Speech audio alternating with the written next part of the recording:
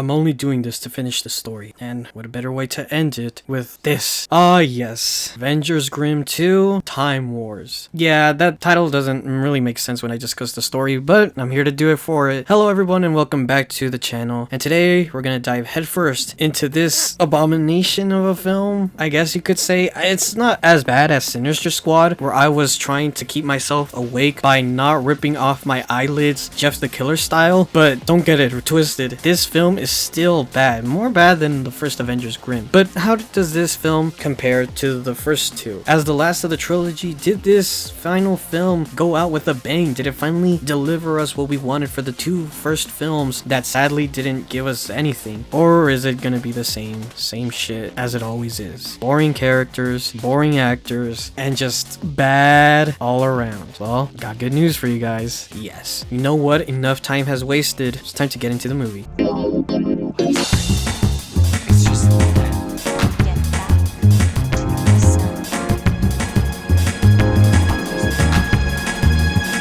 But first, you know I gotta talk about the cast. In comes in these reoccurring characters from the last two films as Snow White returns, and she's the same theme, potentially even more grumpier than usual. We have Red Riding Hood, who I think is the same character, right? Yeah, we have Sleeping Beauty, who is definitely the same character from Avengers Grimm, and I mean the same. In comes in my waifu of this series, the queen herself, Alice, as she does her reoccurring role of being, I guess, the Nick Fury of the group. But the sad thing is, there are some characters that are missing, two of them being Rapunzel and Cinderella, who I honestly don't know where they are. I think they're in a mission, but do we really care, to be honest with you? The Mad Hatter's here, and he's less mad and more Hatter, I guess. Prince Charming is also added here, and he speaks in a pretty interesting accent. The cell you confine me to, or how unspeakable the tortures you subject me to, or how long you confine me to the darkest depths of that abysmal, abyssal place you call Atlantis.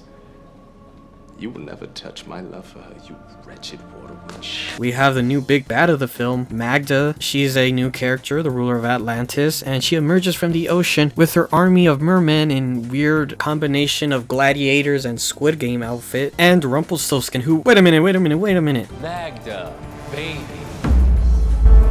Kill him. Who is that? Oh my god, for the third time in a row, Rumpelstiltskin has been replaced. Your Loki, one of your most important characters who's been in all three films, has been replaced. This is like if the Winter Soldier replaced Sebastian Stan with some other actor. I mean, this actor, he wasn't bad. I guess theoretically, if I have to give him a ranking, he is the best actor for what he is given. He's not as legendary as Casper in the first Avengers Grimm film, but he's way better than whatever the bum was in the first Sinister Squad film. Or is it me? But doesn't this guy look like a weird version of Will Forte? Not the voice, but physically. I guess we'll see it in the comments. You see it? You may never want to leave. Come along, then.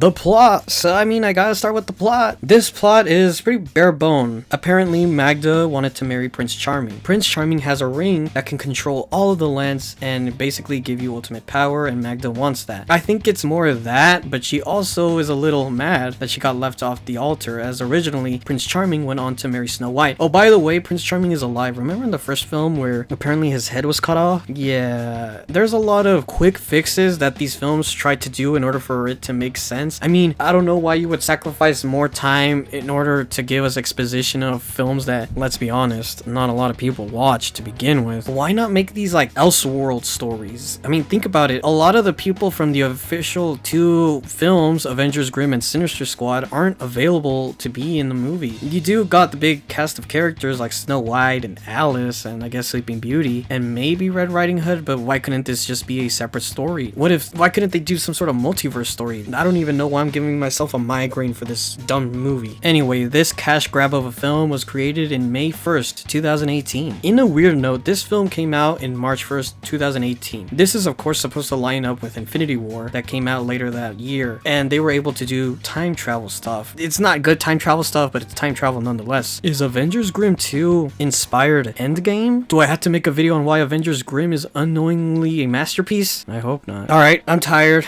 Let's just talk about the film and get it over with. death. So this movie starts with Magda coming up with her seamen and getting ready to find for Prince Charming. This eventually leads to Alice and Mad Hatter trying to find ways to combat this, and eventually they decide to bring back Snow White, who has been cryologically been frozen ever since the first film. Eventually they give off exposition about the first two films and about Magda, as we then go into Rumpelstiltskin talking to Magda. Wait a minute, why didn't they just jump Prince Charming to begin with? I mean, it's just him by himself. I mean, I guess he has superhuman strength and speed, but it's not to the extent that would harm them. I mean, they are seamen, they're pretty strong and versatile, and it looks like they could go anywhere they want. Why couldn't they just take him down? Anyways, the band is back together as they go on to try and find Prince Charming, and they eventually do, but they also find someone else. It seems this reunion has to be cut short as they eventually split on, sends our three heroine to the past, I think. Yeah, I didn't really know if it was the future or the past. If I remember correctly, I think this was supposed to be the future where Magda gets to marry Prince Charming and gets all the land if he were kept awake, because this movie is boring. I'm sorry, just like the other two films, there's just too much exposition we are given. It honestly feels like they're trying to be like, alright, so we're gonna set something up, but you guys have to know a lot of things in order for this to make sense. So we're gonna say all of this in order for it to make sense. But the way they do it is so boring. Whatever. Anyways, because of this, Magda sends her men to grab, I guess, the cryogenic powers or whatever of the building. Alice is still there with Mad Hatter, so they're trying to find a way to bring the girls back to the present, Samurai Jack style. Red Hood is over there being a hoodlum, shooting up wolves. Sleeping Beauty is, I guess, attempting to escape, while Snow White is over there visiting a grave of her. You were always there to protect me.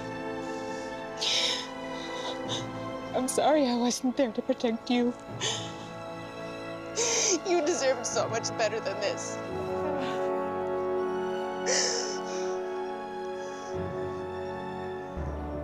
Magda will pay.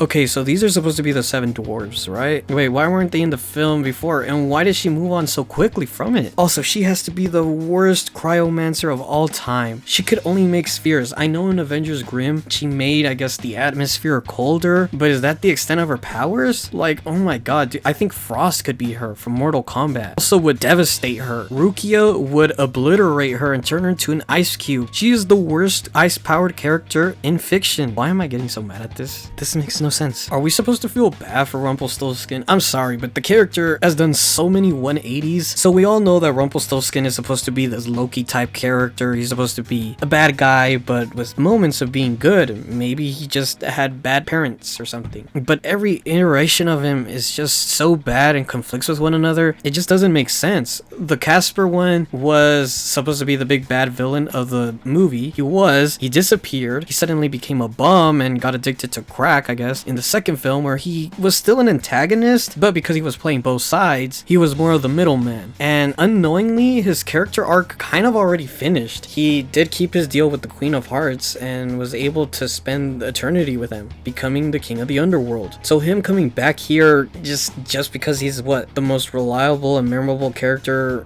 you guys could make? How sad.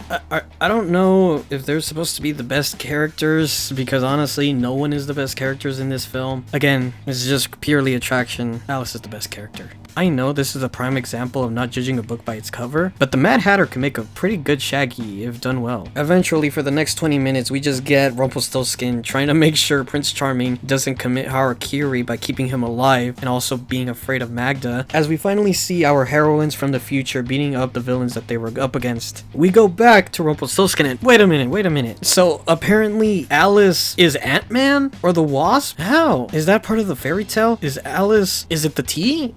Is she using drugs? Is the Alice in Wonderland drug theory making more sense? Eventually the girls meet up and finally go to Alice's former headquarters, where they see a disheveled Prince Charming who is in horrible condition, especially the girl Alice, as she is destroyed after the death of the Mad Hatter going mad herself. Eventually Alice decides to dreamwalk by using some of the Mad Hatter's teas, as Rumpelstiltskin from the future decides to play both sides again, finally making a man of himself, helping the girls to go back to the present, as they were able to confront Magda one-on-one for the third and final act. Wait a minute, now she can turn into Giant Alice? Impressive. Anyways, so apparently Rumpelstiltskin's big playing both sides was getting married to Prince Charming. So there you go for my yaoi fans. But true love conquers all, and Snow White and Prince Charming are finally able to get married, ruining Magda and Rumpelstiltskin's plans, leading them to go back to Atlantis. Wait a minute, can't Rumpelstiltskin just go back to the underworld? Did he gain back his mortality? I didn't really notice that. It's kind of weak. Isn't he Death? Or did he give that to Queen of Hearts? Around,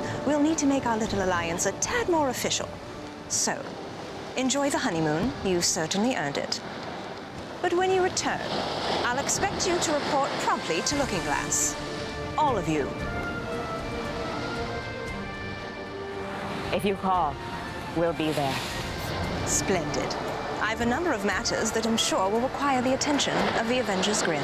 You know what? The film's almost done. I'm sorry, my dear, but this is actually the last time we'll be able to see you. And that, ladies and gentlemen, was Avengers Grimm 2 Time Wars. Not a very good film, I have to say. Yes, this film is worse than Avengers Grimm. There's just too much to digest for us to, I guess, properly understand a film. An hour and 30 minutes to properly understand a film that was kind of meant to be 2 hours and 30 minutes? Not a good idea. The actors are basically the same. Snow White, Sleeping Beauty, they didn't improve whatsoever. They're still the same. Alice is still unknowingly the best character. Magda and Prince Charming weren't horrible, and for as much times Rumpelstiltskin has changed faces, he wasn't bad as the last Rumpelstiltskin from Sinister Squad. I feel like Casper is still the best Rumpelstiltskin, but I honestly feel like that's more on me being negative than me showing appreciation for the acting prowess he gave us in Avengers Grimm 1. Everything from the effects to the acting to the story was way underdeveloped. Clearly, again, this is a mockbuster film. It is meant to cash on the success of the Marvel films, and did it? I honestly don't think so. I mean, I wouldn't be surprised if this was a money laundering scheme by Asylum Films and whatever kingpin they have in the background running these films. I mean, how much money can Sharknado even profit? And yes, as I mentioned, this is the last film in the Avengers Grimm series. After this, a lot of their films are Sharknado type films where monsters are attacking the boats, or demons or animals get corrupted by drugs. I don't know, it's weird films. I don't know what Asylum is on in themselves. Maybe they're on some of them Hatter juice. Apparently they're making a ballerina movie. Yes, John Wick's Ballerina is apparently getting a Asylum film called Ballerina Assassin. Yeah, I'm not gonna cover that. That could be for someone else. I'm pretty much done with these Asylum films. They're horrible, waste of time movies. It's great for the actors to get jobs, you know? I know I'm trashing some of the actors, calling them bums, or not bad at acting, but they're way better than me. It's just that it's pretty hilarious how